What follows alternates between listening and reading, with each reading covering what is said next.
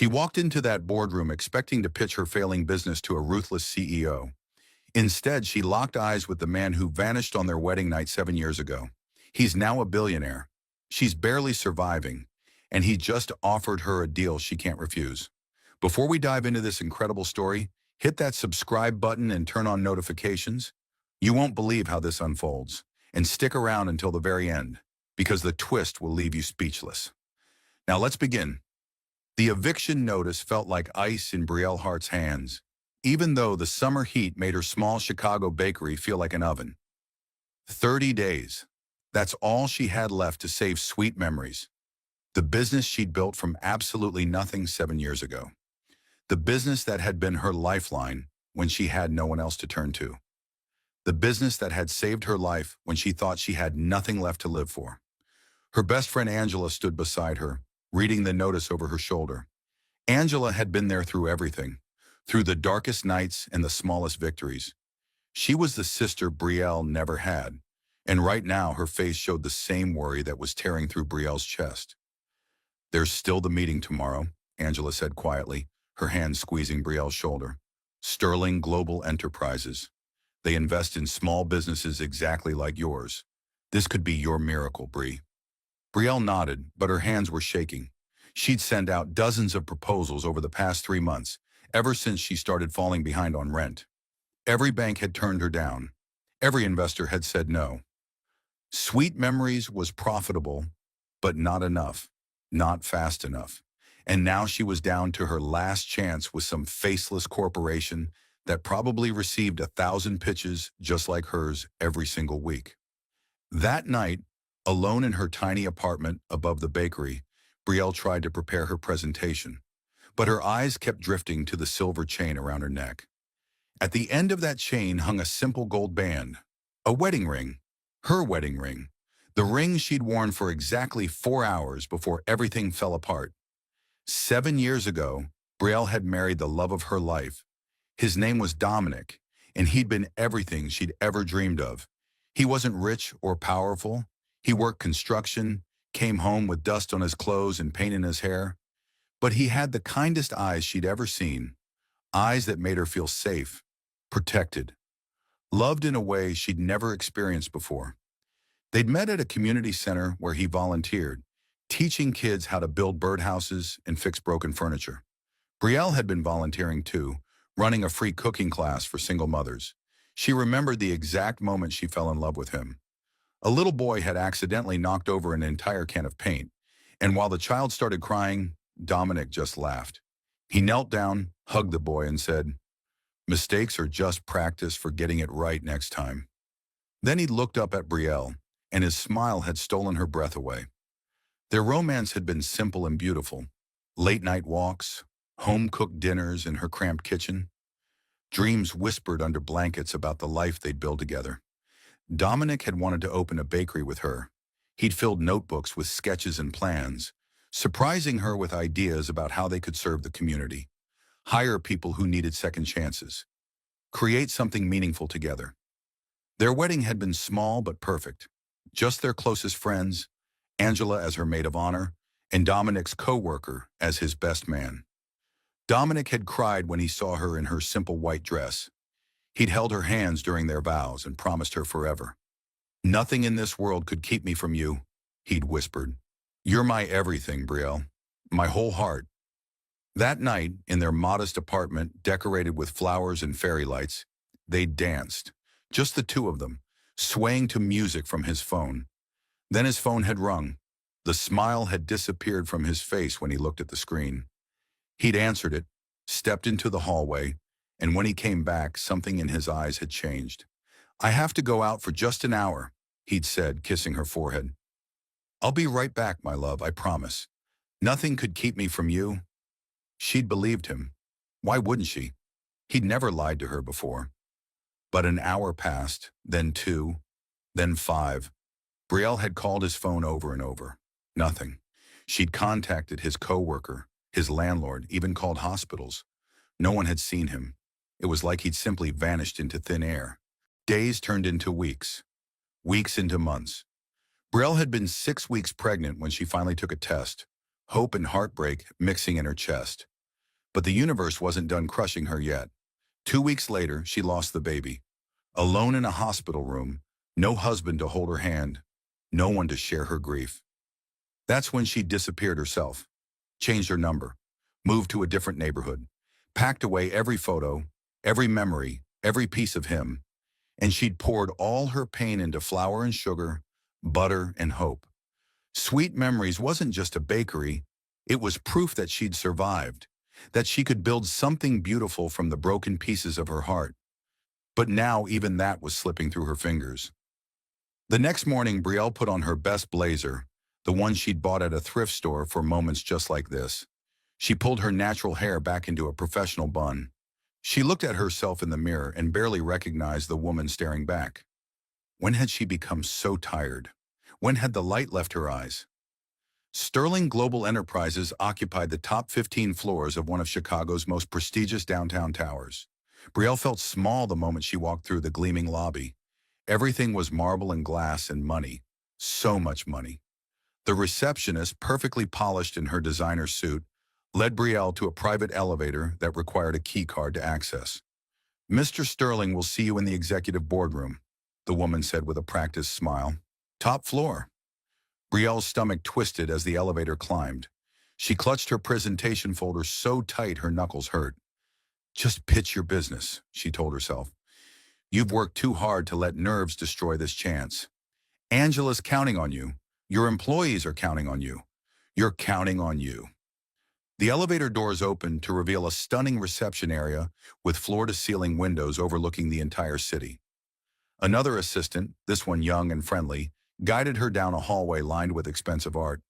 Then they reached a set of massive double doors made of dark wood and frosted glass.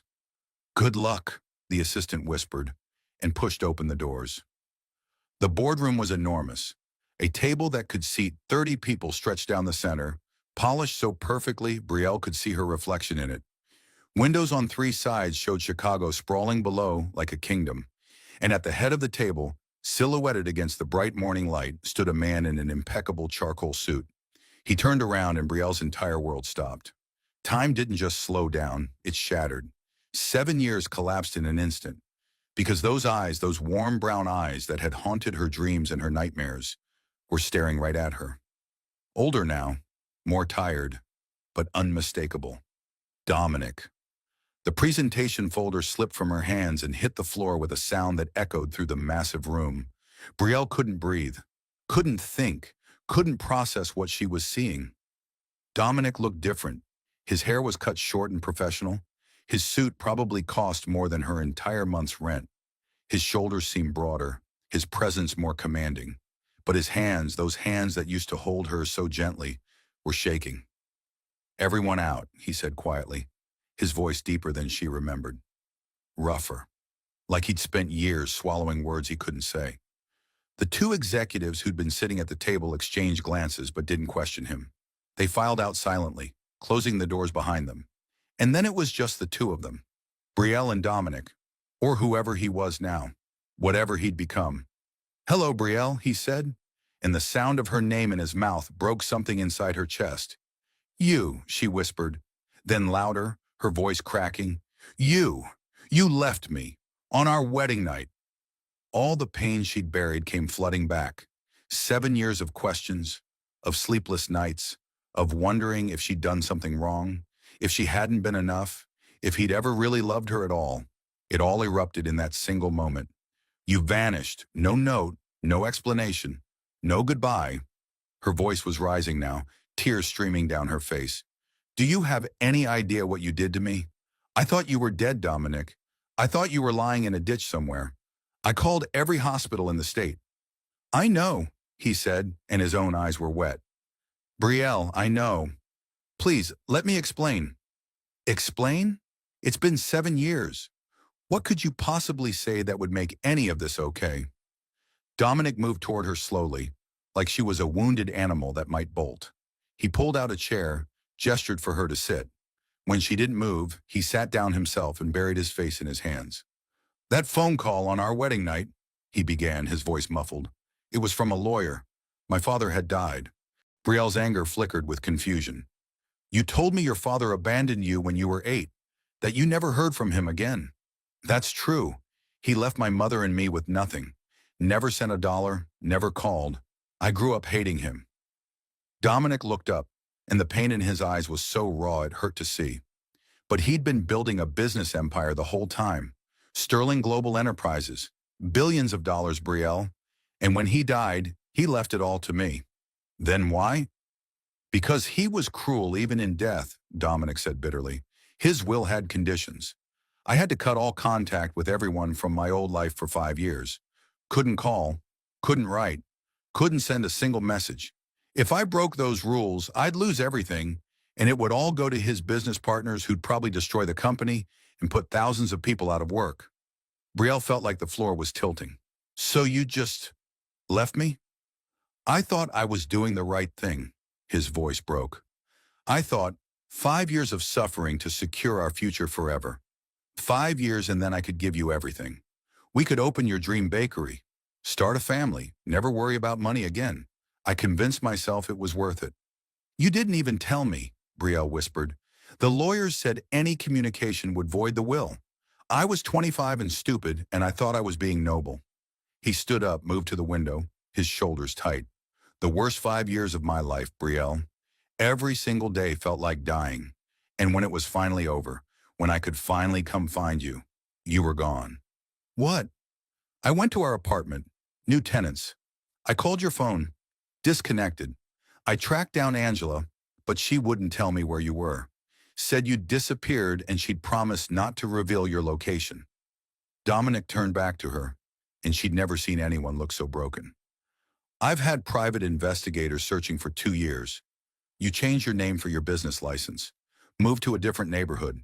It was like trying to find a ghost. Brielle's mind was reeling. She'd spent 7 years thinking he'd abandoned her, and he'd spent 7 years either trapped or searching. It was too much, too big, too impossible. I was pregnant, she said quietly. Dominic went completely still. What?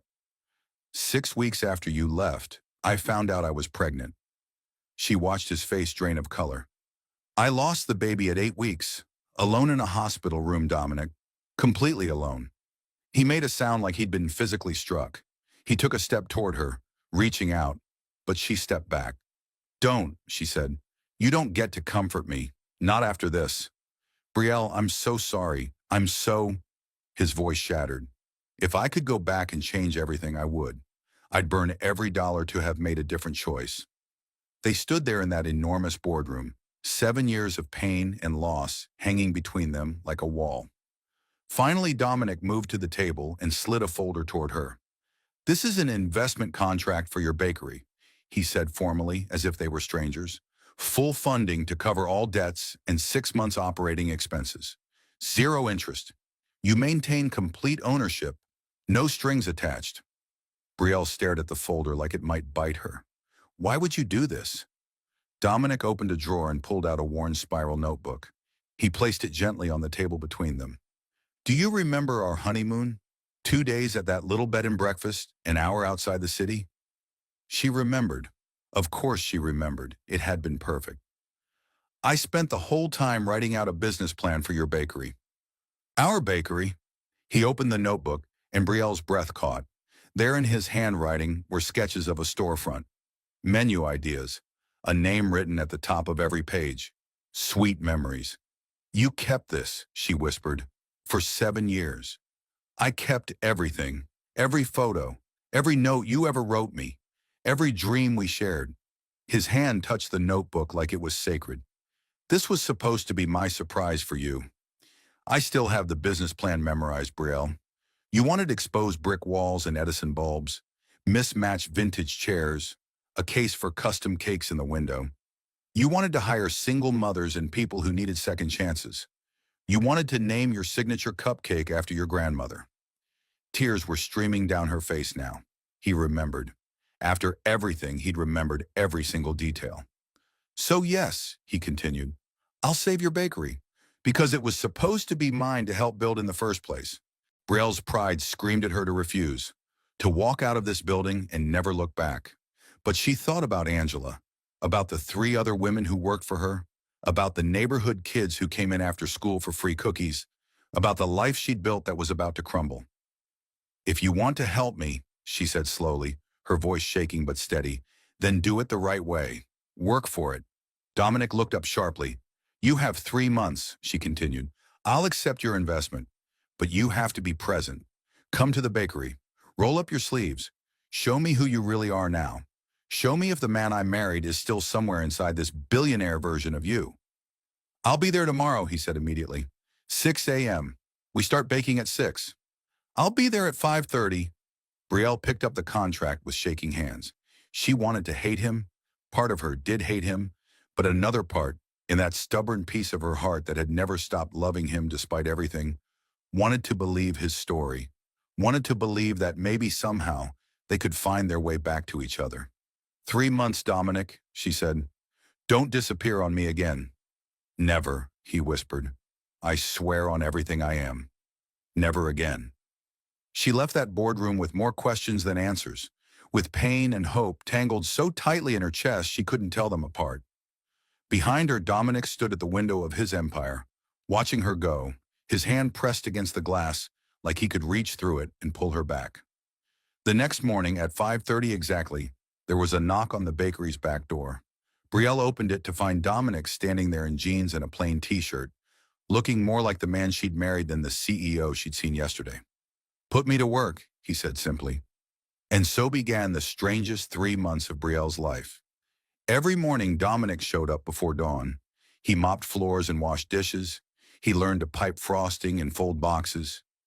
The staff was baffled at first, this billionaire scrubbing ovens and taking out trash, but gradually they warmed to him. He was kind to everyone, patient, humble. But Brielle kept her distance. She watched him carefully, looking for cracks in the facade, waiting for him to get bored or frustrated or reveal that this was all just an act. Yet day after day, week after week, he showed up. He never complained, never pulled rank, never acted like this was beneath him. She noticed small things. He still hummed the same song he used to hum while cooking, the song that had played during their first dance. He remembered how she took her coffee, even though she'd never told him. 2 sugars and just a splash of cream.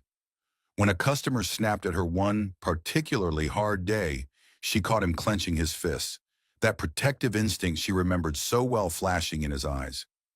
Late one night, they were cleaning up together after a catering event. The bakery was quiet, just the two of them under the soft glow of the Edison bulbs he'd noticed matched his old sketches perfectly. "I dream about you every night," Dominic said suddenly, breaking the comfortable silence. "For 7 years, every single night, I dreamed about you. Sometimes they were good dreams. Us dancing in our apartment, your laugh, the way you'd steal bites of cookie dough when you thought I wasn't looking." He set down the tray he'd been wiping. "But mostly they were nightmares. You crying and I couldn't reach you. You calling my name and I couldn't answer." Brielle's hands stilled on the counter she'd been cleaning. Her heart was pounding so hard she could hear it. "I was pregnant," she said again, the words she'd been carrying alone for so long. "For 6 weeks after you left. I took 3 tests because I couldn't believe it. I was terrified and excited and so alone." She felt him move closer behind her, though he didn't touch her. "I went to the first ultrasound by myself," she continued, her voice barely a whisper. "The tech kept asking if someone was coming to join me. I just kept saying no. And then at 8 weeks, I woke up bleeding. Angela drove me to the emergency room." Now the tears were falling. "I lost our baby in a hospital bed, Dominic. I lost the last piece of you I had left, and there was no one to hold me while I fell apart." She felt his hand on her shoulder, trembling. Then she was turning, and he was there, and 7 years of walls came crashing down. He wrapped his arms around her and they both broke. He held her while she sobbed into his chest, all the grief she'd buried pouring out. His own tears fell into her hair. "I'm sorry," he kept saying. "I'm so sorry. I should have been there. I should have found a way." They stood there in that bakery, in the life she'd built from ruins, and mourned together for the first time. For the baby they'd lost, for the years they'd stolen from each other, for all the moments they'd never get back. But something shifted that night. The ice around Brielle's heart started to thaw. She began to see the truth of his story written in every action, every gentle word, Every morning he showed up, even though he was running a billion-dollar company on 3 hours of sleep. She saw him donate anonymously to families in the neighborhood who were struggling. She watched him teach the same kids who came in for free cookies how to budget and save money. She noticed that he'd quietly paid off the medical debts of two of her employees without telling anyone. One evening, he showed up with wildflowers, the same kind he'd carried at their wedding because they couldn't afford a fancy bouquet. "I never forgot a single detail about you," he said, handing them to her with a shy smile that made him look 25 again. "Not one." The 3 months passed like a dream and a lifetime all at once. There were setbacks. One of Dominic's business rivals tried to sabotage the bakery, and Brielle saw the full force of his power when he crushed the threat with 3 phone calls.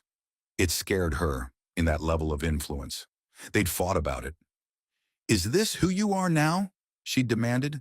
"This person who can destroy people with a phone call?" "I'm whatever I need to be to protect what's mine," he'd said. Then softer, "To protect who I love." "I don't know if I can fit in your world, Dominic. Private jets and galas and people who have more money than some countries." He'd taken her hands. "You are my world, Brielle. The penthouses, the company, the money, it's all just noise. You're the only thing that's ever been real." When the 3 months finally ended, Brielle stood in her thriving bakery surrounded by the evidence of their combined work. Sweet Memories was busier than ever.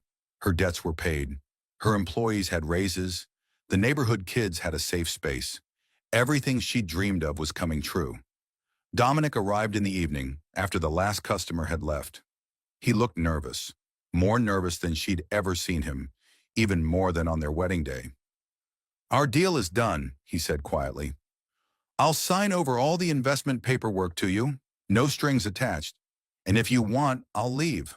I'll disappear from your life completely.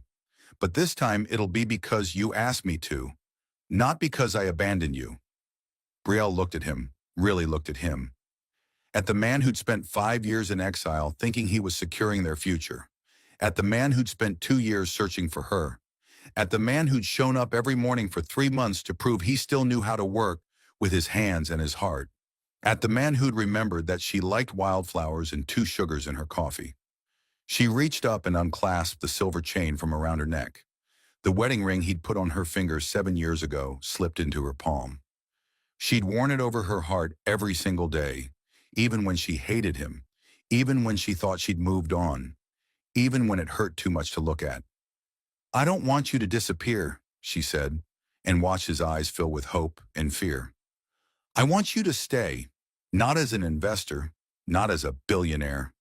She took his left hand, the hand that had held hers through their vows, and pressed the ring into his palm. "As my husband," she finished. "As the man who still holds my heart, even though I tried so hard to take it back. I never stopped loving you, Dominic. Not even when I wanted to." His hands were shaking so badly he could barely hold the ring. "Brielle, I'm not saying it's going to be easy," she continued. "We lost 7 years. We have scars that are going to take time to heal. I'm going to have hard days where I'm angry all over again, and you're going to have to keep proving that you're here to stay. Every day," he promised, his voice wrecked with emotion. "I'll prove it every single day for the rest of my life." "Then put the ring on." With shaking hands, Dominic slipped the wedding band onto his own finger, where it had belonged 7 years ago. Then he reached into his pocket and pulled out a matching band, the one he'd bought her, the one he'd been carrying with him every single day since he started searching for her. "I never gave up on us," he whispered, sliding it onto her finger. "Not for one moment."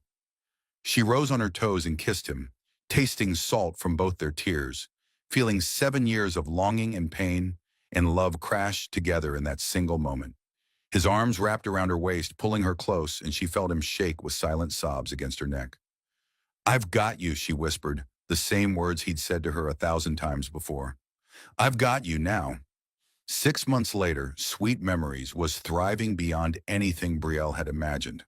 Dominic worked at the bakery 3 days a week, spent the other days running Sterling Global, and somehow made it all look easy.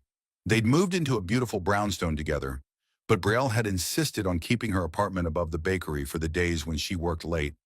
They were planning to renew their vows in a small ceremony, intimate and meaningful, with Angela as the maid of honor and more tears than either of them wanted to admit.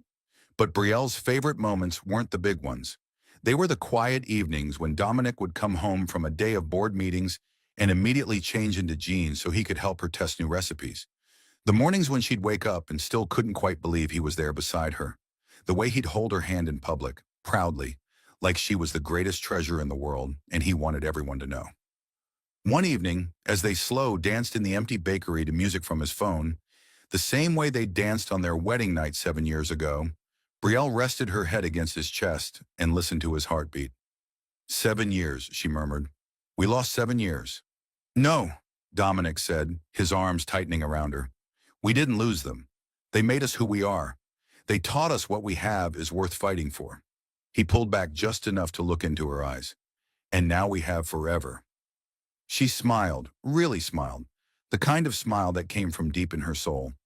Forever sounds perfect. They kept dancing as the sun set over Chicago. Two people who'd been torn apart and found their way back.